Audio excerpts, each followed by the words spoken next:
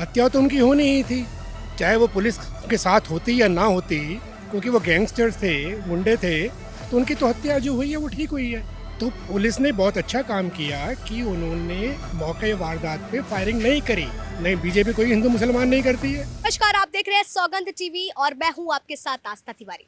अतीक अहमद और उसके भाई की हत्या के बाद सही सबसे बड़ा अगर सवाल उठ रहा है तो कानून व्यवस्था को लेकर के, लेकिन दूसरी तरफ अगर देखा जाए तो कहीं ना कहीं ये बात भी हो रही है, क्या इसके पीछे कोई और भी था साजिश करता? क्या इसके पीछे कोई राजनीतिक दल का भी हाथ हो सकता है? सबसे बड़ा सवाल यही है, क्योंकि अतीक अहमद की लगातार जिस तरीके से राजनीतिक दल से गठबंधन रहा, जिस तरीके से वो राजनीति में लगातार विधायकी का चुनाव लड़ा, तो इसको लेकर के लोगों से जान लेते हैं क्या उनकी राय है। क्या नाम है सर आपका? मुकुल अग्रवाल। मुकुल जी, क्या लगता है कि अतीक अहमद की हत्या जिस तरीके से पुलिस संरक्षण में हुई, क्या वो जायज थी? नहीं, पुलिस संरक्षण में कैसे हो सकती है हत्या? हत्या तो उनकी होनी ही थी, चाहे वो पुलिस के साथ होती या ना होती, क्योंकि वो गैंगस्टर्स थे, गुंडे थे, तो उनकी तो हत्या जो हुई है वो ठीक हुई है, बिल्कुल ठीक हुई है। लेकिन सवाल सबसे बड़ा कानून व्यवस्था पर भी उठ रहा है। देखिए, अगर पुलिस फायरिंग करती, वहाँ पर मीडिया पर्सन भी थे और लोग भी थे, और अगर पुलिस फायरिंग करती तो हो सकता है कोई मिसहैप ऐसा हो जाता कि मीडिया पर्सन जो वो हादसा जो कवर कर रहे थे उसका, उनको उनके साथ कुछ ट्रेजेडी अगर हो जाती तो फिर क्या होता। तो पुलिस ने बहुत अच्छा काम किया कि उन्होंने मौके वारदात पे फायरिंग नहीं करी। लेकिन सर, ये सवाल तो ये भी उठ रहे हैं कि जिस तरीके से उसका राजनीतिक जगत से भी वास्ता रहा है, तो कहीं ना कहीं इस हत्या के पीछे कोई ऐसा तो नहीं कि लोगों के सच बाहर ना आ जाए, राजनीतिक दलों के? नहीं, मेरे हिसाब से तो गैंगस्टर की हत्या गैंगस्टर ने नहीं करी आई है। इससे मुझे लगता है पॉलिटिकल कोई इशू नहीं होना चाहिए, क्योंकि वो गैंगस्टर्स थे और जिन्होंने मारा है हो सकता है वो भी किसी गैंग से उनका कोई एफिलिएशन हो, या वो भी किसी गैंगस्टर के गुर्गे रहे हों। लेकिन वो तो ये बोल रहे हैं कि वो फेमस होना चाहते थे, लेकिन इसके साथ साथ उन्होंने जब शूट किया उस समय जय श्री राम के नारे लगाए। क्या इसको लेकर के भी आपके मन में कोई सवाल? नहीं, मेरे मन में कोई सवाल नहीं है, क्योंकि वो बेसिकली हिंदू थे मेरे ख्याल। ठीक है, हिंदू थे, कोई मुसलमान तो था नहीं, तो हो सकता है उन्होंने आवेश में आके जय श्री राम का नारा लगा दिया हो। कोई उसमें उनकी कोई सोची समझी चाल तो मुझे लगती नहीं तीनों शूटर्स की, कि इन्होंने वो जानबूझ के जो है वो बाद में उसकी हत्या करने के बाद जब सरेंडर किया, जब वो हथियार फेंक दिए उन्होंने, और उन्होंने जब जय श्री राम का नारा लगाया, तो हो सकता है वो ऐसे अचानक लगा दिया हो। देखिए, हत्या जिस तरीके से माफिया की हुई, लेकिन उसको लेकर के राजनीति में जो है बहुत उथल पुथल मची हुई है। कांग्रेस के नेता जो हैं अतीक अहमद की कब्र पे तिरंगा फहराते हैं और शहीद बता देते हैं, वहीं तेजस्वी यादव उनको जी से संबोधित करते हैं। क्या ये सब जायज़ है? क्योंकि इनकी पॉलिटिकल, ये जो जिन पॉलिटिकल पार्टीज़ का आपने नाम लिया, तो वो तो वोट बैंक है। जब उमेश पाल को जब मारा और उनके साथ जो पुलिसकर्मी जो मारे वो हिंदू थे, क्या इन पॉलिटिकल पार्टीज़ ने उन दो पुलिस वालों की शहादत पे कुछ आंसू बहाए, उनके बारे में कुछ कहा? नहीं कहा ना, क्योंकि अतीक और अशरफ ये मुसलमान थे, इस वजह से इन्होंने जो है वो संरक्षण तो इन्होंने दिया था। पॉलिटिकल पार्टी जो थी आपकी बीएसपी जो थी और समाजवादी तो थी, ये अतीक और अशरफ तो थे, जो थे इन्हीं के जो पाले हुए लोग थे, तो इनका बस स्वाभाविक है कि इनको तो दर्द होगा ना। लेकिन विपक्षी दल तो ये कह रहा है कि बीजेपी हिंदू मुस्लिम करती रहती है और इसी वजह से माफिया अतीक की इस पुलिस संरक्षण में हत्या हो गई। नहीं, बीजेपी कोई हिंदू मुसलमान नहीं करती है। अगर आप डाटा उठा के देखेंगे वोटिंग का, हाँ मैं मानता हूँ कि मुस्लिम्स जो हैं वो बीजेपी को कम वोटिंग देते हैं, बट ऑफ लेट जो है धीरे धीरे 2014 से बाद और 19 में जो ग्राफ बढ़ा है मुसलमानों का बीजेपी के प्रति, जो रुझान आया है और जो उनको वो वोट दे रहे हैं, परसेंटेज तो बढ़ा है। लेकिन शाइस्ता गायब है। ये हो रहा है कि राजभर बोल रहे हैं कि उसका एनकाउंटर कर देना चाहिए। आज बीजेपी प्रवक्ता गुड्डू मुस्लिम को लेकर के राकेश त्रिपाठी ने भी ये बयान दिया है कि नहीं पकड़े गए तो सीधे एनकाउंटर होगा। तो क्या लगता है? मैं इस बात से इत्तेफाक नहीं रखता हूँ इनके वक्तव्य से कि उनको एनकाउंटर कर देना चाहिए।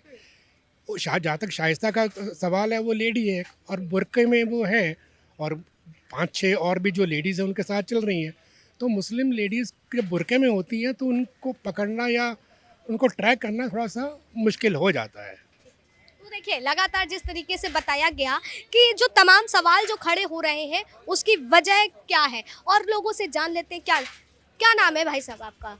मेरा नाम ध्रुव पांडे है। कहाँ से हैं, लोकल हैं कि बाहर नहीं, से? मैं वैसे बिहार से हूँ, गोपालगंज डिस्ट्रिक्ट से। जी। और दिल्ली में 20 सालों से मैं सर्विस कर। अतीक अहमद की हत्या के बाद से राजनीति तेज है, तेजस्वी यादव जी से संबोधित कर रहे हैं, जायज है? नहीं, बिल्कुल गलत बात है। गुंडा था वो, गुंडे को जी सम्मानित करना तो सही नहीं है। और मेरे ख्याल से उत्तर प्रदेश की सरकार जो भी शासन कर रही है बहुत अच्छा कर रही है।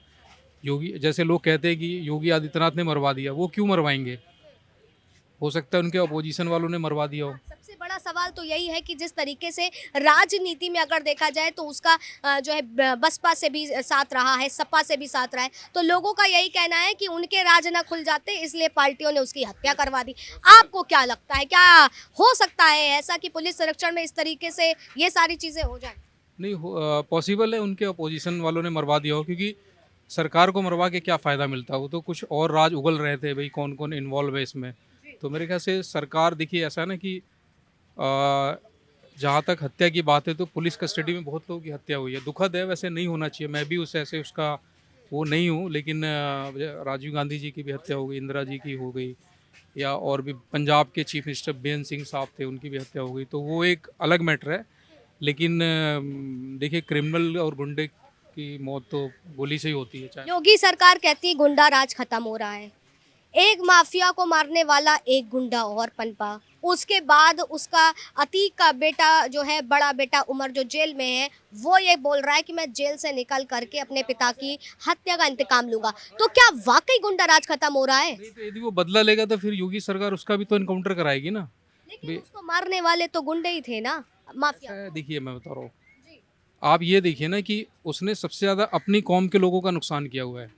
जिसके बच्चों को मारा, उसने भी तो किसी के बच्चों को यतीम किया, किसी पिता को मारा। उमेश पाल जी, जो राजू पाल या उमेश पाल, उनके साथ 2 पुलिस वाले मरे, तो वो भी तो सरकारी आदमी थे ना, उनके भी बीवी बच्चे थे।